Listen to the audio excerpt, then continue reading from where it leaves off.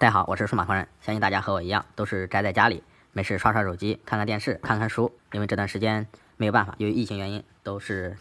响应政策，待在家里面。那没事的时候，我们也是刷刷视频，看看电影。那么在刷视频的时候，在视频网站、在头条或者在其他地方也能刷到很多的维修视频、同行的视频，有时候我们也会关注一下，看一下。今天的话，我们在偶尔刷视频的时候，看到有一个维修 iPhone 10机器的视频啊，这是我的机器，今年过年不幸也是摔坏了，其实没有多高的高度，沙发上掉下来就已经破损。也有很多朋友说机器使用了很久，摔了很多次都没有坏，那么有的时候偶尔摔一下就坏了。像手机的话，并不是说我们摔一下它就会坏，而是在摔的时候磕碰到某种角度，玻璃的话最容易破裂，因为玻璃的话它也有一个比较脆弱的地方，比如说边缘，有很多的机器都是从边缘开始破裂，包括我这台机器也是一样，从这边角上那个边缘结地，所以说造成了一个破裂。如果是平摔到地上的话，可能没有问题，那么这和我们摔的这种角度有关系，而并不是说机器玻璃耐不耐摔的问题。好，我们言归正传。那我们说，我们今天看到的这个视频有什么特别的地方呢？那是一台 iPhone 10的机器不开机。那么视频当中所提到的一个问题就是不开机的问题，引起的原因是开机键到电源芯片之间有一颗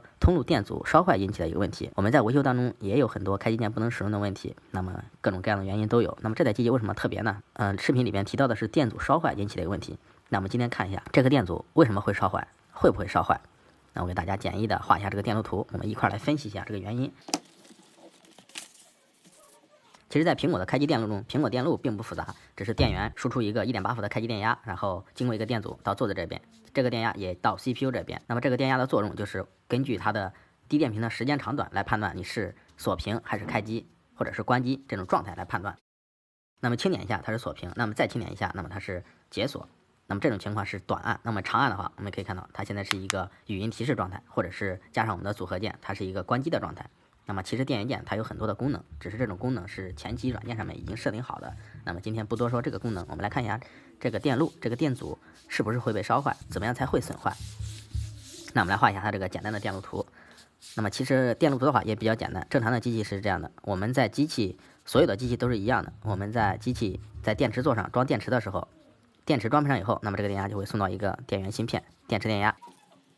电池正极，然后也就是我们的4.2伏。送给电源芯片，电源芯片只要有这个4.2伏电压，电源芯片本身没有问题的情况下，那么它会送出一个1.8伏的开机电压。1.8伏的开机电压经过一个电阻，然后再经过我们的主板上的这个排座，然后再经过排线，然后再到我们的开关。这个开关是接地的，那么这就是一个简单的一个线路。那么在这个位置的时候，电路的话会到哪里？到 CPU。CPU 检测到这个电压也是一样的，那么这个电压也可能在这边电阻的这边或者这边都可以，因为这个电阻的阻值比较小，它是一个100欧的电阻，100欧的电阻，那么就是我们所说的这个视频当中所提到的一个损坏的一个电阻。那么这个电阻会不会损坏呢？它应该是一个损坏以后是一个什么样的状态呢？那么今天就看一下这个电阻。那么正常的时候，我们当按下开机键的时候，那么这一角电位会被拉低，本来是1.8伏，1.8伏的电位被拉低以后，那么 CPU 和电源都会检测到它的电压变低，变低以后，那么会输出其他的各路的一个电压，比如说 CPU 供电呀，或者是其他电路需要的一个电压，然后机器进行自检，自检通过没有问题的话，那么机器再持续的输出这个电压，那么这是一个自检过程，也就是说在我们按键5秒钟以内这个过程当中，那么它们的自检过程全部都会运行完毕。运行完毕以后，那我们可以看到手机会显示一个苹果的标志或者是开机界面，那么这个时候就证明开机了。那么在整个这个过程中的话，如果机器有短路或者自检不通过的话，机器都不能被开机。那么今天所说的就是这个电阻损坏以后会出现个什么情况？如果这个通路是正常的，那么按下开机键以后，那么如果我们这边接的有电流表的话，不用电源而用电流表的话，那么它有相应的指针显示电流是多大，对不对？我们电流表会有一个0到1安的一个显示，那么是多大一个电流会跳变。那么如果这个开机键有问题，或者是这个支路有问题的话，那我们按下开机键的时候，那么将没有电流，比如说这个电阻损坏的话，那么你按下开机键，那么等于没有按下开机键，因为 CPU 和电源检测的还是一个高电平，所以的话，我们按下开机键的时候会没有反应。那么如果我们按下开机键没有任何反应的话，那我们首先检测的话是这一点有没有电压，对不对？这一点有没有1.8伏的一个电压？如果里面没有1.8伏的电压，那我们会顺着线路往前找，一直找到电源的这个输出角这个位置，对不对？这是一个正常的一个维修思路。那么出现这种情况以后，我们还有一种方法来判断是不是开机键线路引起的这种问题，那就是我们连接尾部的插头，连接尾插，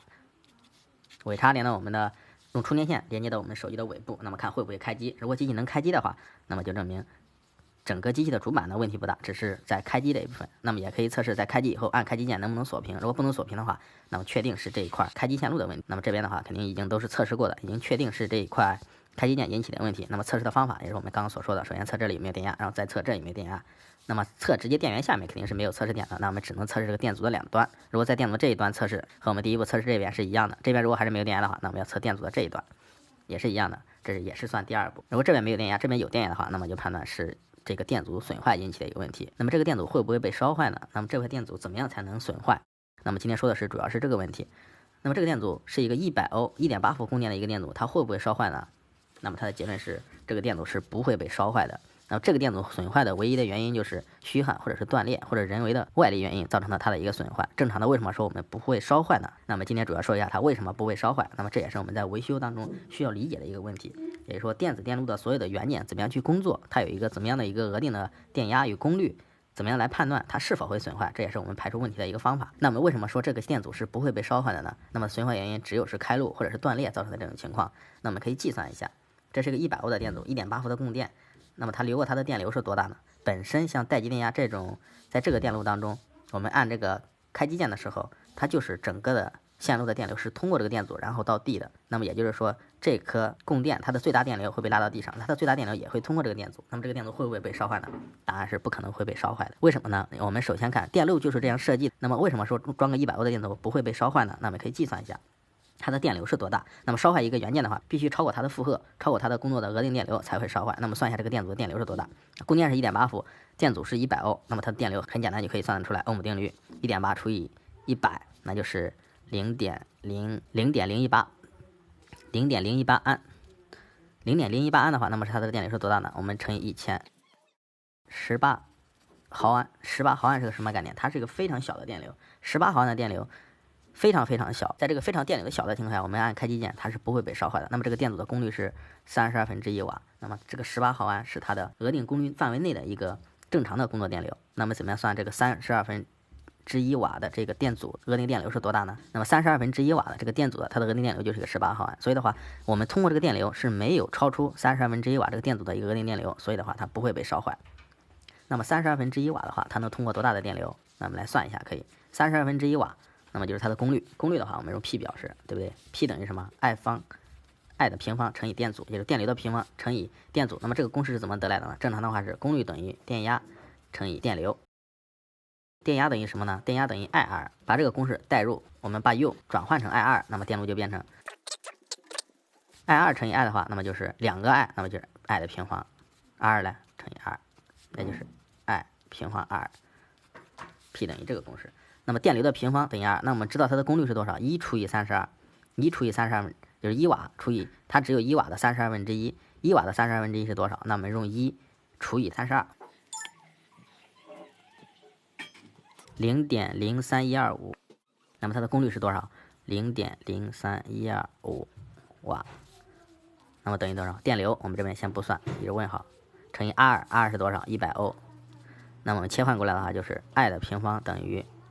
0.03125除以100，它的平方等于除以100的话，那我们加2个零，0.0003125。那么 I 的平方等于，那我们把0.00325给它开平方，看一下是多少？0.17677。669，那我们不写那么多，我们给它45入，45入的话，那么6往前进，那么就是0.018安，那么0.018乘以1000，18 MA，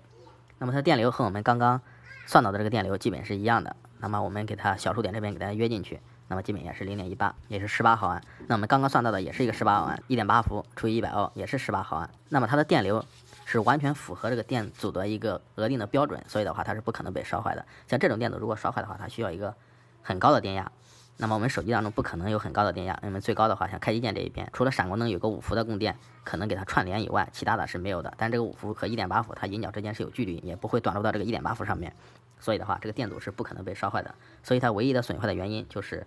断裂或者是虚焊引起的一个问题，虚焊的话几率也不是太高。另外一种情况就是在主板分层的时候高温引起的一个它的虚焊，因为这个电阻上面是有胶的。那么这种情况是有的。如果这个电阻损坏，其实我们也可以直接给它短接，其实问题也不大，因为100欧在这个电路当中其实等于一个通路的标准。像电源输出这个1.8伏的电源，它的电流就非常小，它就是用于对低短路的。那我们只需要检测它是否是高低变频就可以，因为它不需要一个大电流，因为它内部可能是场效应管，它不是说像3极管需要一个电流驱动的这么一个电路，场效应管它只需要一个电压就可以了。所以的话，在这个电路中，电阻是不可能会被烧坏的，只能是因为外力的原因造成它的一个断裂或者是虚焊。那么这就是维修当中我们所要知道的一个问题，有些东西是不可能会被烧坏，为什么不会被烧坏？那我们大家了解这些东西以后，在维修的当中的话，我们判断问题的时候，一个元件是否损坏，是否这个元件损坏又会引起这个电路的一些不稳定的原因，那么对我们维修是很有帮助的。像维修的话，我们的基础电路是非常重要的，包括电阻、电容、电感、3极管，还有场效应管，像一些普通的放大电路，那么这都是有很重要的一个作用，因为每一种电器全部是由这些单元电路组成，想要维修起来得心应手的话，还是要对这些基础电路进行一个了解。